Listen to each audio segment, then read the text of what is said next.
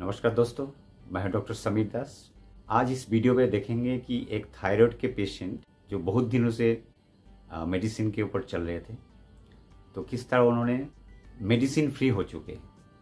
खुद उन्हीं से ही सुने। আমার নাম বিধায়ক মজুমদার। আমি গত 2013 থেকে থাইরয়েডের পেশেন্ট। থাইরোনম 88 খেতাম। ডিউরিং লকডাউন আমি ডিএপি ডায়েট সম্বন্ধে জানতে পারি, ডক্টর বিশ্বরূপ রায় সম্বন্ধে জানতে পারি।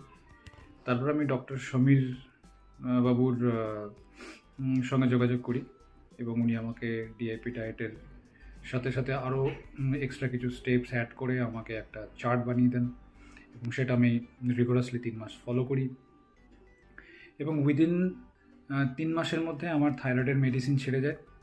এবং নট অনলি দ্যাট, তার সাথে সাথে থাইরয়েড জনিত যত সমস্ত সমস্যা ছিল, ফর এক্সাম্পল একটা সারাক্ষণ একটা লেথার্জিক ভাব, তারপরে বুকে প্যালপিটেশন, তারপরে ক্র্যাম্প, তো এই সমস্তগুলোর যে সিমটমগুলো সেগুলো সমস্ত দূর হতে শুরু করে ওই 3 মাসের মধ্যে।